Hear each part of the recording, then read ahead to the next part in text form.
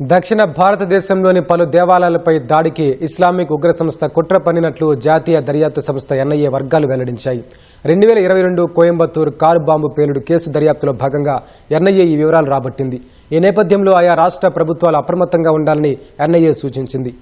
Salafi jihadi భావజాలం ద్వారా తమిళనాడును Islamic స్టేట్గా మార్చేందుకు కూడా ఉగ్రవాదులు కుట్ర పన్నినట్లు ఎన్ఐఏ దర్యాప్తులో తేలింది.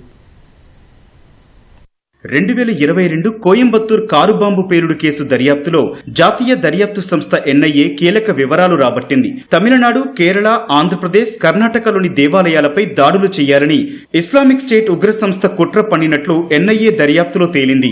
తమిళనాడును ఇస్లామిక్ స్టేట్ గా మార్చాలనే సిద్ధాంతానికి ప్రచారం కల్పించాలని ముష్కరులు కుట్ర పన్నినట్లు ఎన్ఐఏ వర్గాలు పేర్కొన్నాయి. ఈ నేపథ్యంలో జాతీయ దర్యాప్తు సంస్థ ఎన్ఐఏ సంబంధిత రాష్ట్ర ప్రభుత్వాలకు ఈ సమాచారాన్ని పంపి అప్రమత్తంగా ఉండాలని సూచించింది.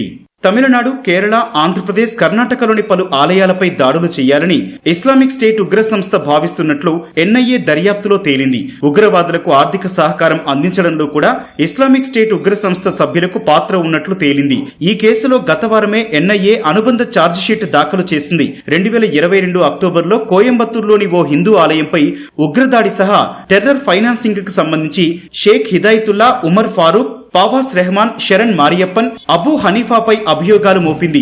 ఇప్పటి వరకు ఈ కేసులో 17 మందిపై అభియోగాలు నమోదయ్యాయి. 2021, 2022లో నకిలీ కోవిడ్ వ్యాక్సిన్ సర్టిఫికెట్ కుంభకోణానికి పాల్పడ్డ నిందితులు, దాని ద్వారా వచ్చిన డబ్బును పేలుడు పదార్థాల తయారీ సహా ఇతర ఉగ్ర కార్యకలాపాలకు వినియోగించినట్లు ఎన్ఐఏ గుర్తించింది. సలాఫీ జిహాదీ భావజాలం ద్వారా దేశవ్యాప్తంగా యువతను ఆకర్షించి వారిని దేశ వ్యతిరేక కార్యకలాపాల్లో పాల్గొనేలా చేయడానికి ఇస్లామిక్ స్టేట్ ఉగ్ర సంస్థ ప్రయత్నిస్తోందని నిఘా వర్గాలు గుర్తించాయి. ఈ నేపథ్యంలో ఉగ్రవాద నిరోధక విభాగం ఎల్లప్పుడూ సంబంధిత రాష్ట్రాల దర్యాప్తు సంస్థలతో సంప్రదింపులు జరుపుతోంది.